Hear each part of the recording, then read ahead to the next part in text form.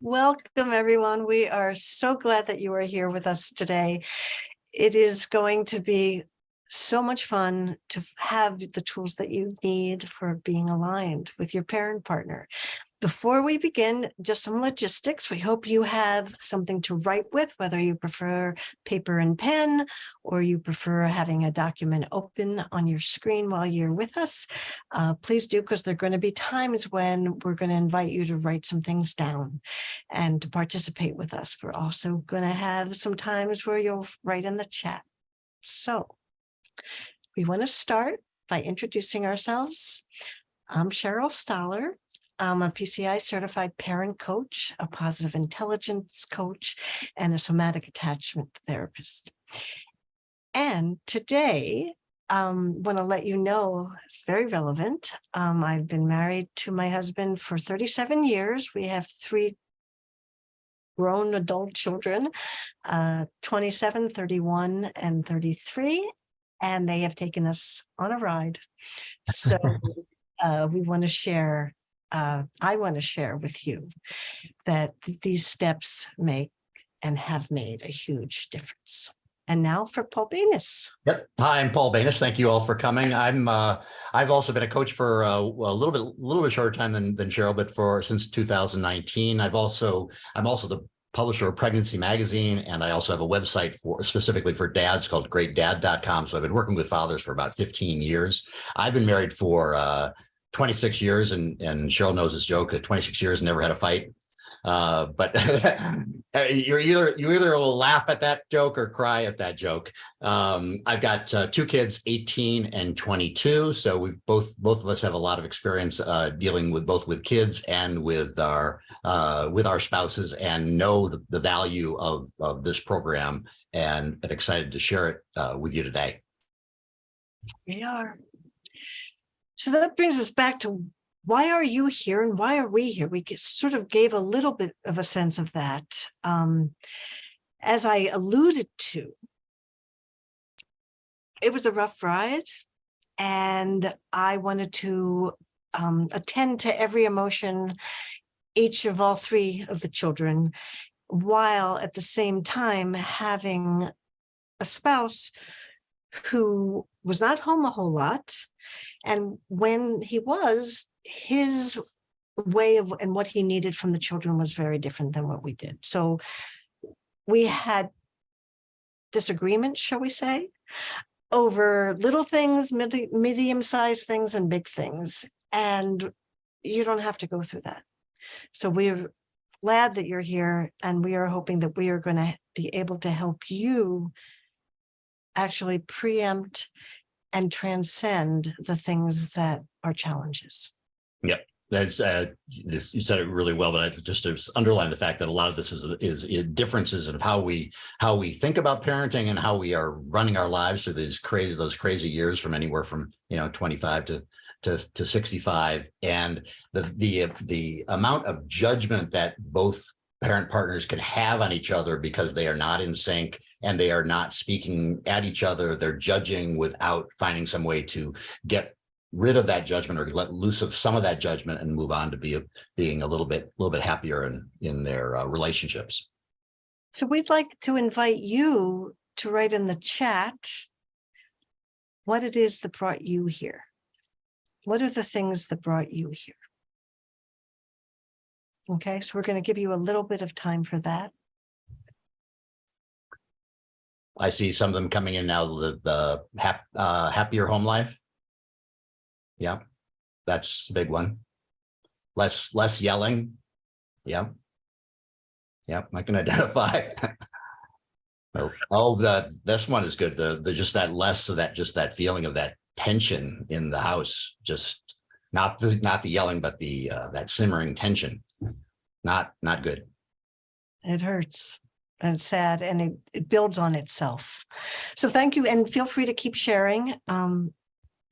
Thank you. And I hope what you can see from this is we're not alone. We feel bad about it. We feel sometimes can let ourselves know that we're feeling ashamed of it. And then we isolate ourselves further. You are not alone. Glad you see that in the chat.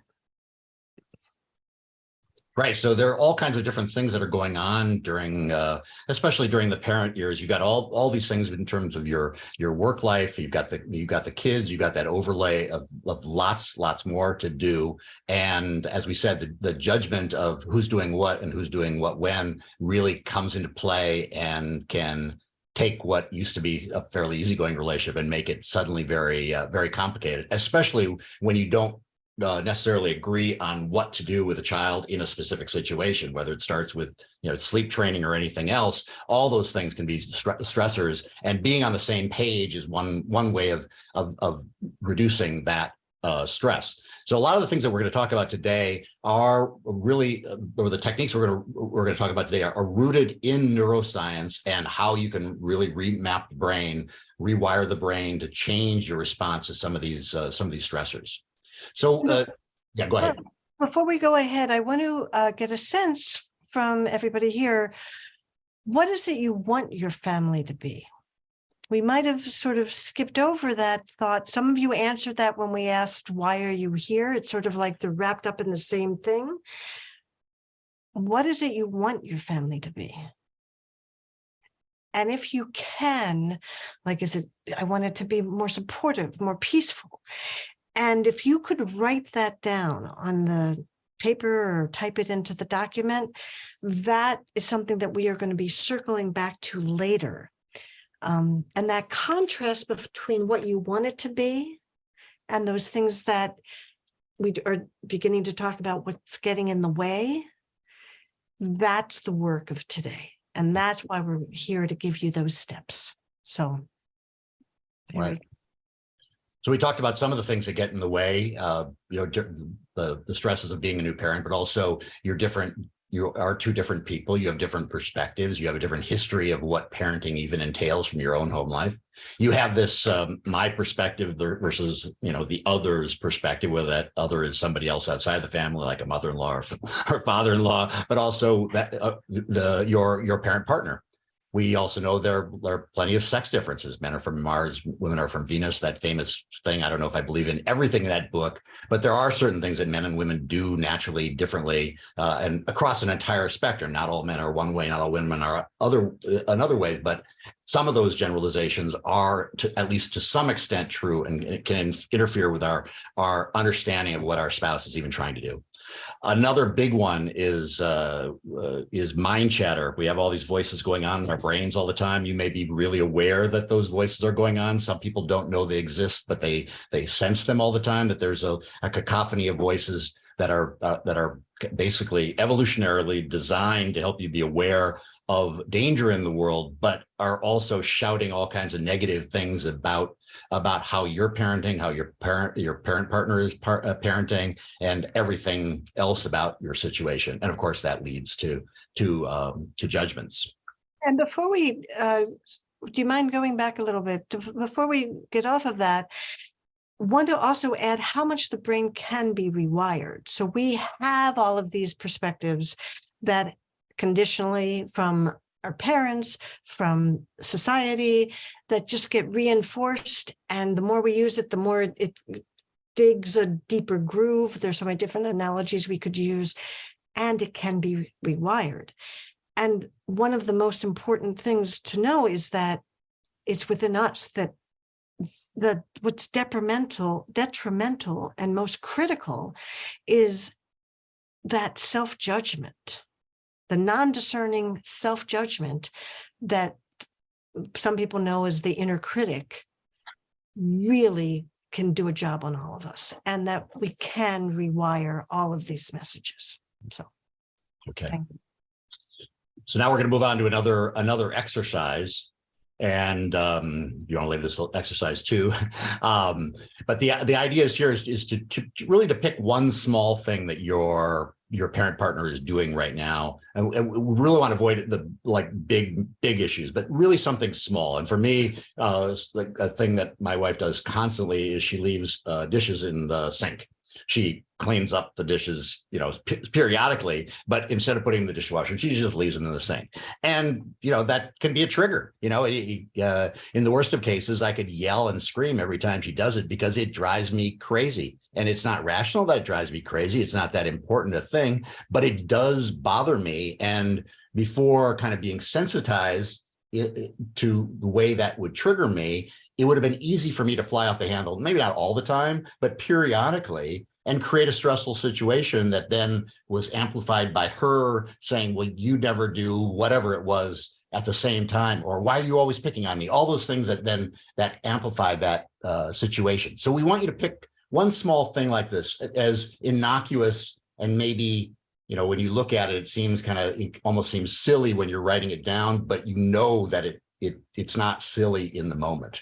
So if you could write down one thing right now, and we'll give you a couple seconds to do that. You don't have to share this one in the chat though. Yes, that's important. So for those who choose to share in the chat, please feel free to do that. So Cheryl, do you have an example of something that your spouse does? I have to say, Nothing. and this is part of what's interesting working together, Paul and I, is we have a very different, but there are universals that happen. For me, every little thing is a big thing. So it's hard for me. And then some of you may be having a hard time. Well, it's not a little thing. Right. Because it's part of a pattern that is a big thing. Right, and how dare you try to make me choose a small thing, because it's not small. So it is hard for me to choose one of these things. So if you are having a hard time with a small thing, give yourself permission to choose a medium thing, or to choose the starting point of, for me, I'm going to go with like, when my spouse is grumpy, he gets in something we call the work mode. And that he's not necessarily doing anything wrong, but the energy that ripples into the house makes me nuts. And the part that made me really nuts before we started working on it with the tools we're giving you today is him not realizing that he had any part in this, that he was calling it my sensitivity. So and he knows I've been working on my sensitivity. And that's another reason this work that we're doing today is so important. It helps me own my part and him own his. So that's and then you mentioned something right within that about the judgment. You have a judgment on him, he then throws a judgment back on you. And then, if it doesn't stop, it's a vicious cycle after that. It is. So I think everybody's had a chance to write their thoughts. So wonderful. So we're going to coming back to this. So please have your sentence there for easy access for you. Okay. So now a corollary to that same thing, you want to label exercise 3 or a continuation of exercise 2 is put in the chat how you react, or what goes on either in your mind or externally. And maybe it's as simple as I yell or I accuse, or internally I sit silently and I'm stewing. I'm angry. I don't say anything, but I'm mad and it ruins the evening for me. Something like that. Very, very common. Don't feel like this is something that only you feel, but a lot of couples ruin events all the time just by these silly, I use the word silly in quotations because they're not always silly to you in the moment, but they can become really important. Yes. Is there an example you want to give for yourself? Like in that scenario, which reaction do you normally do, Paul? I think it probably divides into, well, over time, I'm now smart enough to not react in the same way I would have, but I probably would have said something like, couldn't you please, thinking that it was good to do it in a polite way. I'd say, couldn't you please empty, do the dishes as you do them. In fact, one year I even wrote my Valentine's poem was roses are red, violets are blue. you leave your dishes in the sink. I don't know what to do or something, which did not go over very well as a Valentine's Day card. So That's a very fun example. And for me, in response to that, I would do things that would make him get even more furious. Like, what's that face about? yeah, It's like, I have no face. There's no, no face. nothing's going on. Nothing's going on. So my reaction was to either label it, thinking I was labeling a fact as opposed to, because for me it was a fact. Or then at a different phase, I would zoom out of the room. Like I would just turn on my heels and go. It's like, I'm not dealing with this.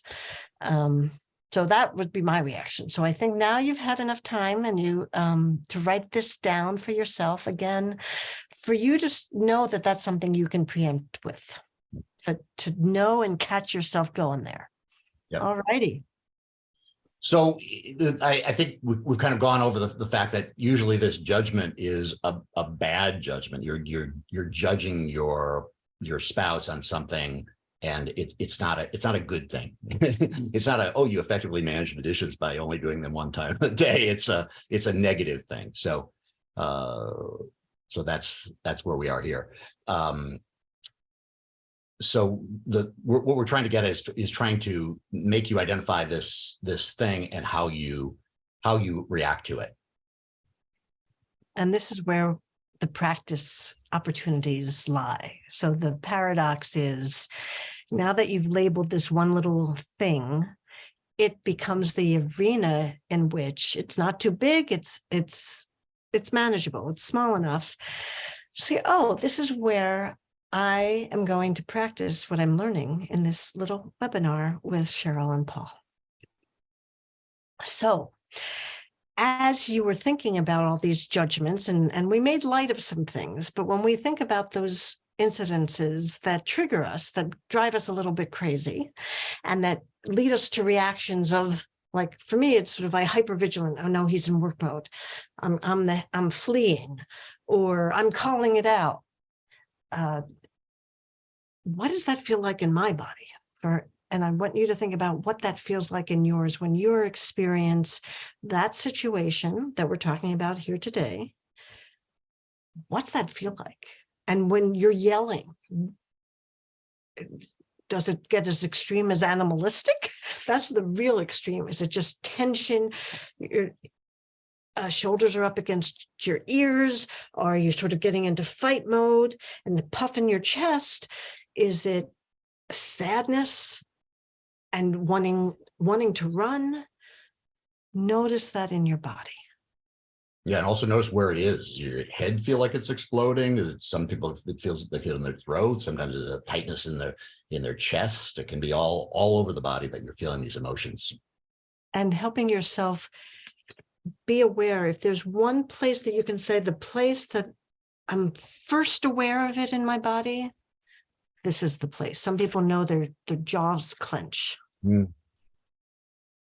Catch it. Yeah. So that's what we want you to focus on. So you're setting your radar, is in essence, that becomes a really important part. That is going to help you catch the mind chatter that says bad, bad, bad, bad. That you're judging that this is bad, this is danger. This is like a tiger in the room. Set that radar to pick up that the survival mode has picked up something that it wants you to check out. Paradox is it wants you to check it out, but all of the other parts of our body are literally ready for the fight or flight.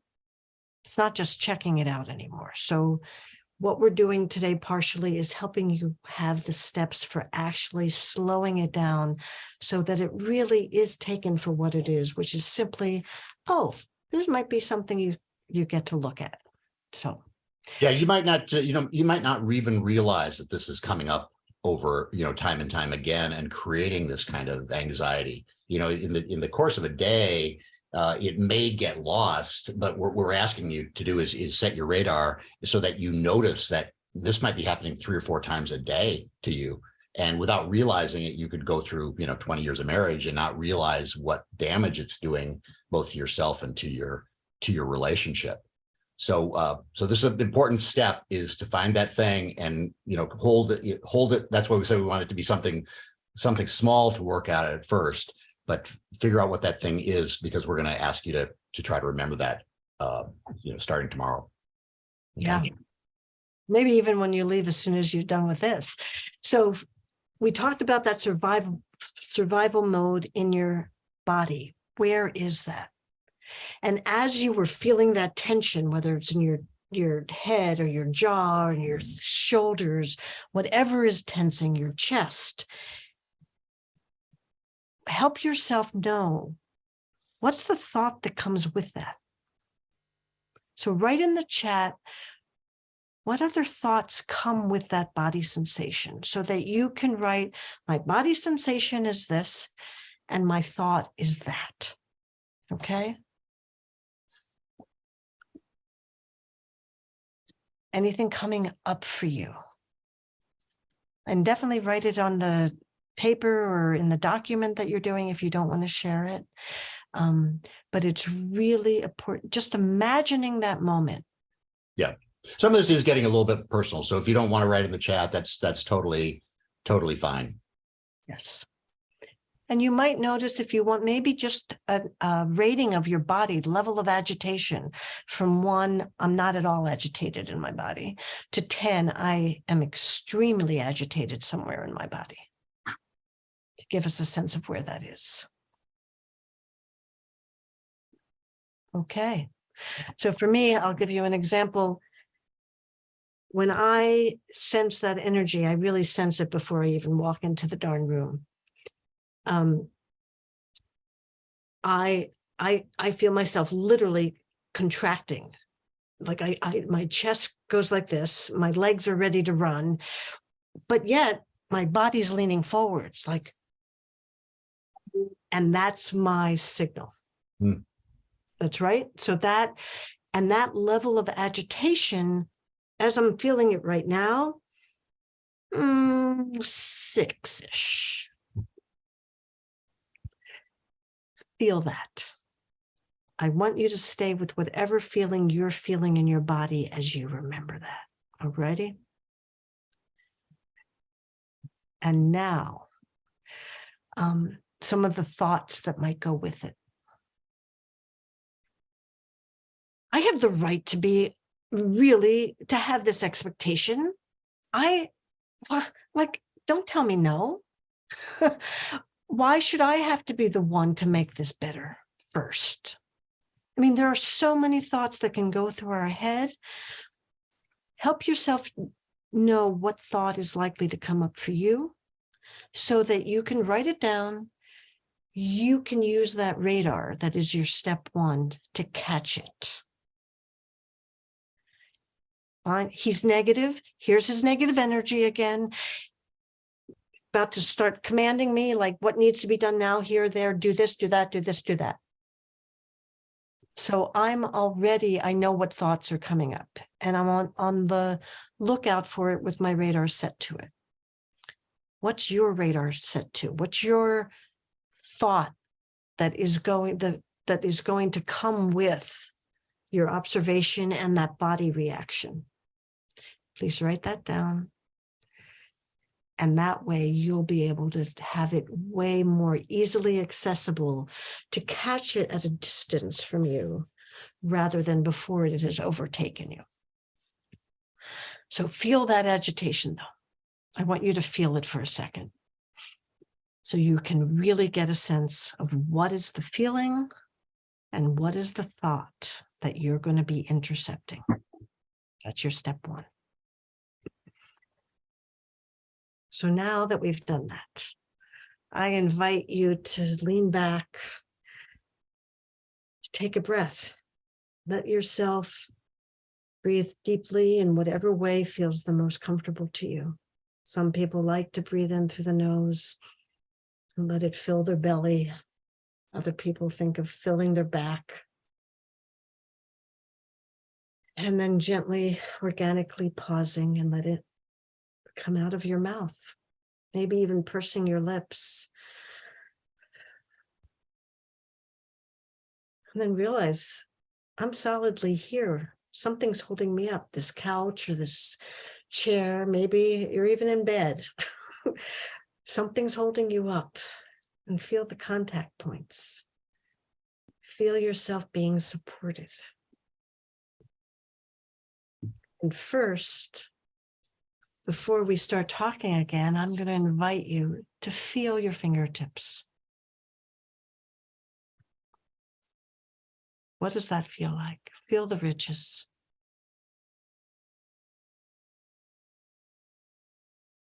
Then you might take one hand and go down the other hand with your fingertips. Switch hands, the fingers of the other hand go to your other hand. What's the temperature? What's the texture? How deep are the folds?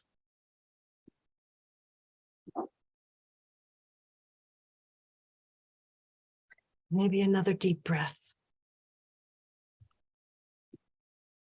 Take a notice. Let us know. What do you notice now?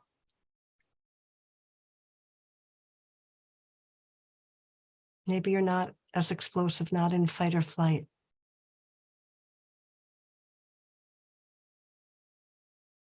Take a notice of that. Your nervous system is not so intensely in survival mode. Maybe it only moved an iota. Maybe it had moved more. Either way, you did this. Your brain didn't know the difference between the actual situation when it really happens versus you're imagining it. The same parts of your brain light up. And therefore, what you did here with us today, by letting yourself take that breath, notice the breathing. Notice wherever there might have been tension. Notice that you're solidly on the chair. Notice the sensation of your fingers. You took charge of your nervous system to help you take that signal that your radar picked up and put you back in charge instead of the reactivity of the survival mode. Yeah, so this is the good news, is that you can kind of take control of your brain. You are not constantly a victim of this, stimulus response. And the neuroscience discoveries in the past 30 years have taught us that we can rewire our brain, and this technique is proven in science to actually, in an MRI, change the way the brain lights up just by doing something that we call a sensory interruption, which may seem very simple, just the act of rubbing your fingers together and really feeling that sensation. But hopefully during that brief time period, you were able to focus on that, and any of the negative thoughts that maybe been associated with the little irritation that we talked about receded into the background or disappeared because you were so busy doing that, and it stopped the mind chatter, which included the judgments of yourself, your partner, and the situation. So what would be different for you if you were able to do that easily, instead of that anger, or that blow up, or that quiet stewing? If you were suddenly able, through practice, to feel these situations come up, be aware of them, and be able to stop yourself from having that kind of reaction that at times may be really destructive to the intimacy you feel with your partner, or more concretely to an evening or an event. Yes, and we would also like to invite you to write in the chat which of those things that would be different is the most compelling to you. That just the thought of, if I could have a family where this happened, where I felt blank, or the energy between my parent partner and I did blank, it would give me, oh my gosh, such a sense of whatever it is for you. What's the most compelling? Is it I'm not alone? Joy? Connected? I mean, whichever way and however you talk about these things, write that important reason why you're even here tonight, or for recording at night. But if people are listening in the future, wherever you are at whatever time, write down what will be different when you can do this regularly, when this becomes your new default setting. Right. So enjoy that idea that, wow, is that really going to be possible? Yeah. So having written it down, I also want to sort of like go deeper if you can. What's that look like? Like, yes, there might be a general idea. What would actually be different in your body, in your day, in your life?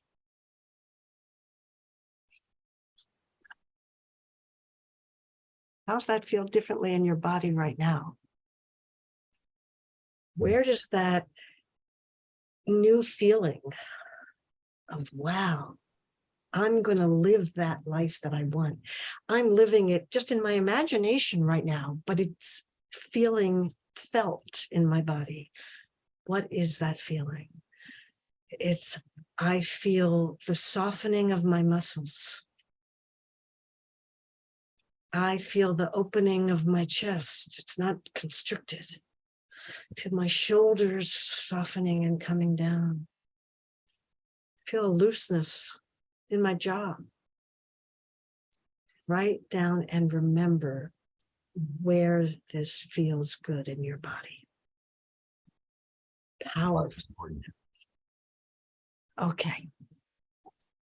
So, So your reaction, I mean, that we're kind of talking about a bigger macro picture, but even in the more micro sense or the more concrete sense, if you're more logically wired rather than the big picture, it also, the immediate ripple effects are the lessening of tensions in the house, but that's also, fewer dramatic blowups if that's what happens to you. That whole feeling of, I've got to win this argument and they've got to lose and we never win together. It's always a fight. I know these kind of things can be ruined dinners, ruined events with the kids, ruining of the family life. And then there's also a lot of data, with the whole Meyer-Friedman study on the result of this kind of tension on your own health, especially increased blood pressure and increased risk of heart disease, which is another thing, another reason to follow some of these steps is just for your own health and the health of your partner. Yeah, it really matters. And on some of the bigger picture costs that we're playing, it's the effect on the family individually in terms of their feeling safe in the world, their feeling know that they have a safe, secure place in you. So the relationships between you and your child, you and your parent partner, that is a big cost that we are chipping away at when we don't have our radar set to catching ourselves in this reactive mode, getting into our body to shift out of it so that we can move forward without paying the price of those big eruptions that happen. Big long-term drop in intimacy, drop in teamwork. And I know this is hard stuff to feel and think about. And there's a big one that I somewhat hesitated to include. We hesitated to include. If it's hysterical, I hate that word, but if it's hysterical, it's historical. In other words, this is coming from generations before us. We are conditioned. There is the anxiety level, the being on high alert for having survived whatever our ancestors survived. It comes down to us. So feel also, it's not really my fault and I can do something about it. Another really big, important cost that we can be paying and not realizing is, our kids want to come home once they're grown up? do they look forward to visiting, to calling, to being connected on a regular basis? That's what's at stake here. Yeah. Yeah. So maybe what we need now, imagining that, put in the chat how agitated you are right now. When we talked about these hard things, what the costs are of not making the shifts, of not really creating this new baseline. Yeah. It doesn't feel good. I see these chats. It's really hard. I know.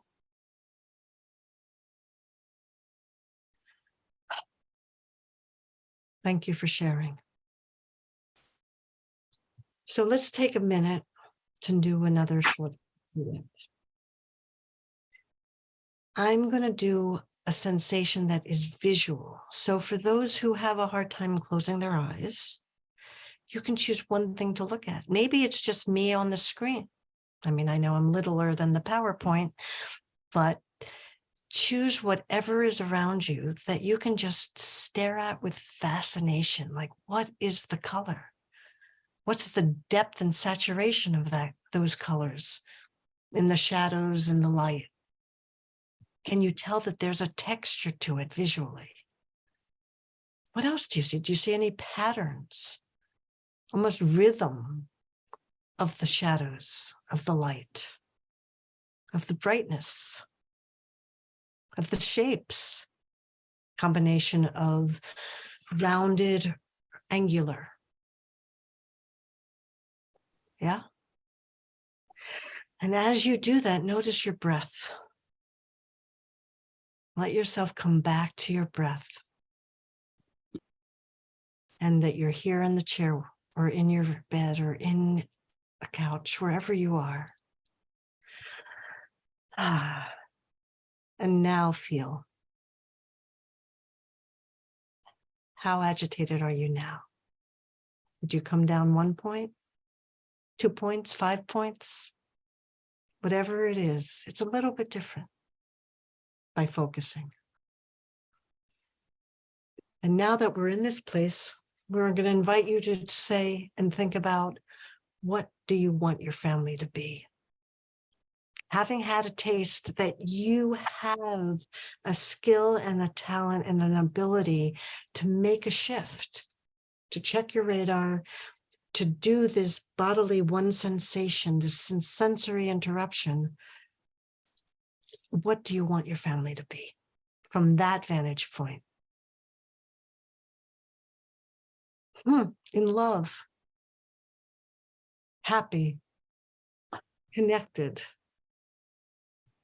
Know that we can rely on each other, knowing we have each other's back. Do you see any more, Paul? I'm having a hard time. Yeah, I think those are the themes. theme going on. Yes. Yeah. So let's go back to your paper. I want our family to be. I'm not going to allow this moment to hijack us. I know I want our family to be, and you fill in the blank. Okay. Now, we're not going to spend a lot of time on that here with us together, but write down that sentence starter. Maybe write down the thoughts that first come to your mind, and you can always circle back, and it can evolve, or it can be tightened, whatever you need. But this is a really important part of this process. And it's just for today, you're going to create a mantra for yourself using what you want your family to be. I want our family to be blank. And that's the third step. Say my mantra to myself and remember how much better it makes my body feel. So remember where you found that feeling in your body. The third step is saying your mantra about what you want your family to be and feeling that in your body. Yeah, and use this as a reminder of what's important. It's not hopefully it helps eliminate the idea of I want to win this battle, but remember the larger costs and what you want your family to be. That's the big motivator. The big picture is what you want for your relationship and for the relationship within your family. Beautiful. So again, this very simple 3-step process, which we promised you. You choose this thing just to start off with. I mean, there may be many other things within your household that are driving you crazy, but we're trying to help you develop a practice that starts with something small. When my partner does this, I will, instead of thinking or doing X, instead you will immediately catch the thought, realize that it's there, then interrupt it with a short sensory focus that clears your mind, whether it's touching your fingers together as we demonstrated, maybe it's looking intently at an object without analyzing it, but just really using those senses to really drill into that and clear in your mind, and then saying your mantra. Make it simple so that it's easy to remember and helps motivate you for staying in that zone and having a different response to what you see.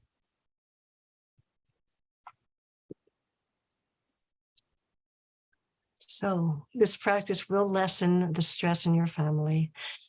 And it has been proven by countless of studies, discoveries in neuroscience, positive psychology, and know that we thank you for being here. You are making a difference in your life already, in your children's lives, in the world, even just by being here tonight. So thank you. And for those who want to head off now, please do feel free. If those of you who want to stay and hear about, okay, how do I actually make myself do this? How do I, because I've done things before. I've tried this sort of thing before. I'm not a good meditator. I don't know how to, I don't make this happen. This can't work. Feel free to stay and we will be here and answer questions and give you a little bit more information about how to actually enable this to become a habit that's way more regular, accessible, and builds on itself. Just like the hard stuff snowballs and escalates, the good stuff snowballs and escalates too. Right. So thank you for being here. And for those who want to leave, lovely being here with you. And for those who want to stay, we will go on. Yeah, so I can reiterate that we're addressing just one little tiny thing here. And even if it's just one little tiny thing, fixing one little tiny thing or realizing how to react to that one little tiny thing, we guarantee that if you practice it over and over again, you will lessen the stress in your household, even if it's just during those 3 or 4 times a day that you otherwise would have been, stressed or tensed up.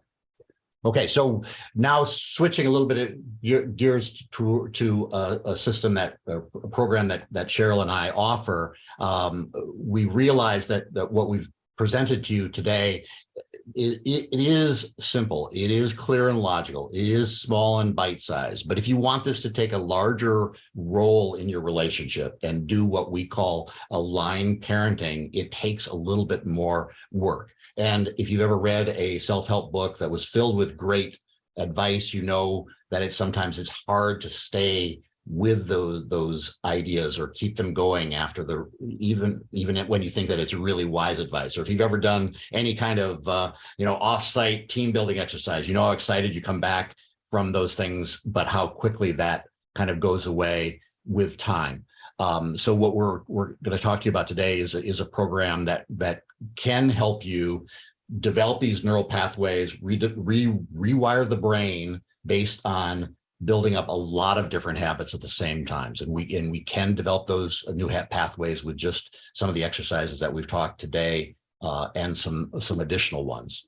The program that we're going to talk to you about uses a community approach. So we're working with a bunch of other people so that you get a lot more effectiveness of being able to share your stories and your frustrations, because we realize that has a quantum effect in terms of how this can work, rather than trying to do it, by yourself with a little manual trying to, tell you how to work every day. and the fact that practice really makes perfect in this situation. You can get a lot of insight from some of what we've talked about today, but really it can't be just a one and done. It is repeating it throughout the day. So again, it's a very simple system. We go on and talk about it more, but it's a very simple system of recognizing, stop, and then developing ways to have a positive response. And I would like to add to that in the recognizing, that was the radar. Right. The stopping, in order to do that one sensory focus, there's where the rubber meets the road, so to speak, to actually enable ourselves to stop, to make that switch, to do this, and to stick with it even when our mind wanders. That mind chatter is still going to come back in, and to say, yeah, that's okay, I see you. I'm coming back to my focus on this one sensation. So to make this really work, it's getting the practice at recognizing it, preempting it in that step one, stopping, so that the positive response that begins with the one sensory sensation focus, that sensory interruption, can then become habit. This has been studied. I mean, what's very fun is the research by Richard Daverson, Dr. Richard Daverson, a while ago, studied the monks and put them in MRIs to understand what was going on in people who do this as experts and those who don't, and doing the comparisons, the neuroscience of this, the cognitive behavioral psychology of this, positive psychology, and the performance science. It is proven from so many different angles, and this is a synthesis of it that we're very excited, has worked for me. The highly sensitive person that I am finally found truly what took me from knowing to be aware of these things to actually being able to do them and make this habit, create a strong enough pathway that my highly sensitive nature, which will never be gone, for me to receive things and be able to look at them from a place of non-survival mode. So I hope that you'll are intrigued by this. It includes a whole bunch of studies that Paul's going to go into a little bit more detail about. Yeah, so the program is called Positive Intelligence, and Cheryl and I are both trained in how to use this program. And as Cheryl said, it is based on all the data of the past 30 years, which was revolutionary in terms of how, 30 years ago, people thought that the brain was a static organ and it could not be changed. If you damaged part of it, you were done. And then through a lot of research, a lot of it in Berkeley and at Rutgers, they really determined that this change of the brain, rewiring the brain, was possible. And it revolutionized what can be done in this area. It's been supported by cognitive behavior therapy, as you've heard about, positive psychology, which is what everybody's moving toward, and performance science, used every day by athletes to get better. And the positive intelligence synthesizes a lot of this research that has been done by others, and then incorporates what has been done with this specific methodology that we're talking to you about today. And it has been used now on hundreds of thousands of participants across the globe. Hundreds of CEOs have used it and are using it within organizations to teach skills, these same type of skills that can be used both in families and relationships and parenting, which is Cheryl and our focus, but it's also really effective in work situation, among teams, in any situation where interpersonal functioning is important, and work within yourself, because it's both other people, yourself, and situations. A lot of the studies was done with Stanford students and athletes as well in terms of the performance science. So what we're talking about today is a program that specifically takes what has been done with this larger program. A lot of that program is focused around performance in a workplace situation, but we are tailoring it to parents. It's a 7-week program that uses some of the things that we said, the importance of developing these new habits. So it's a 7-week program. It doesn't end with one webinar. We don't just give you the key to success and leave you hanging, but it's seven weeks of program. It involves daily exercises that come on an app, so that you're doing exercises throughout the day, so that it becomes part of your practice. Some of you may do meditation, and the problem with meditation is you feel really great in the morning when you're done with it, but by 10 o'clock in the morning, some of that goodness is worn off. So it teaches the habit of using these same skills throughout the day. It uses the insights that you gain with working with other people in what we call a pod, a small group of 3 to 5 other people, to develop more insights and reaffirm the importance of doing this. And as I say, it's not about passive learning. You're not just taking it in. You are actively using some of these new skills.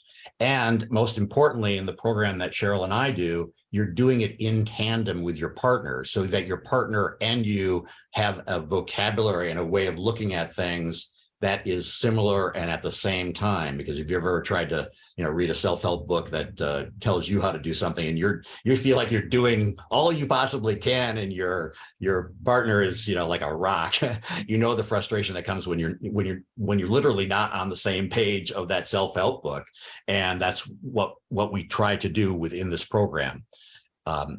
So what we do, again, it's a 7-week program, but probably the most important part of this program for us is that we lead 2 pods, one with men, one with women, one with moms, one with dads.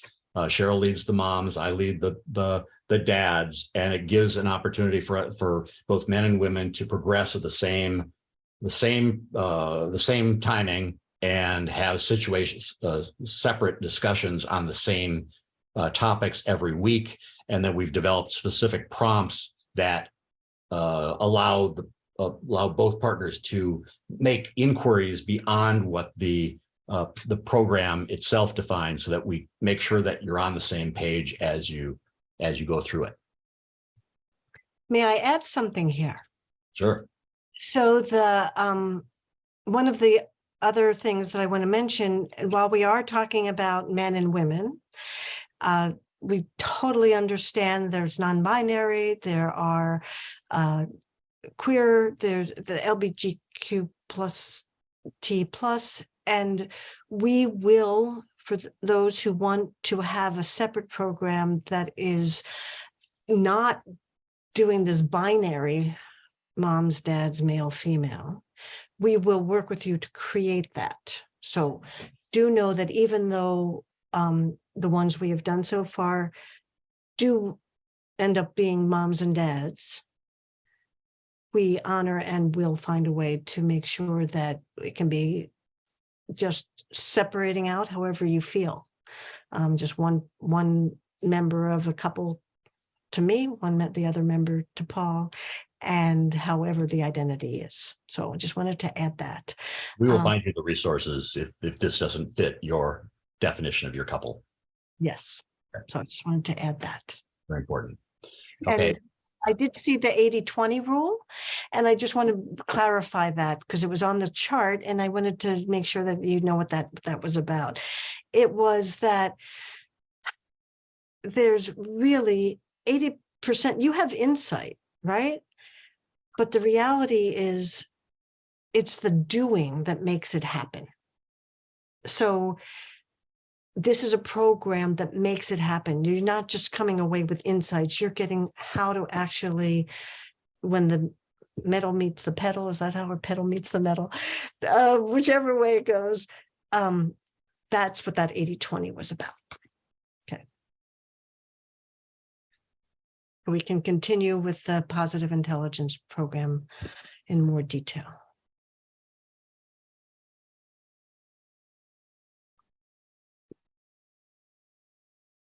You accidentally muted yourself, Paul. If you want more details on the program or kind of what these slides say, you can find that on pregnancy-magazine.com/PQ. PQ is like EQ, but it's positive intelligence. We have two options coming up in later on in January. So we're looking for registrations in the next coming weeks, and the cost is $995 per person. Especially we will guarantee the results if you follow the program and you do the exercise, you attend the classes, you do the things that are outlined in the prior slides.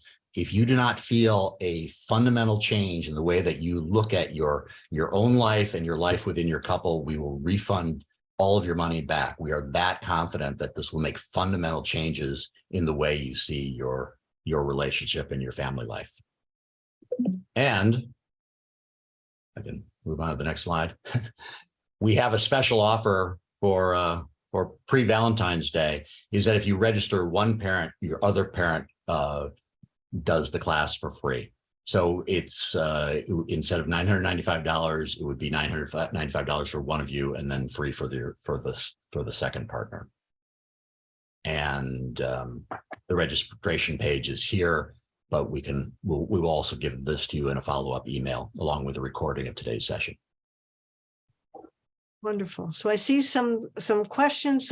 Before we do, we want to say goodbye and thank you for being here. And we're going to stop the recording now, but please feel free to stay for questions and answers. And we hope to hear from you. Again, reach out to us and go back to that. You can go to Pregnancy Magazine. You can reach out to us at alignedparents@gmail.com, ALIGNED parents@gmail.com. Thank you for being with us. And those who want to stay and have direct question and answers, we're happy to stay. Thank you very much. Bye.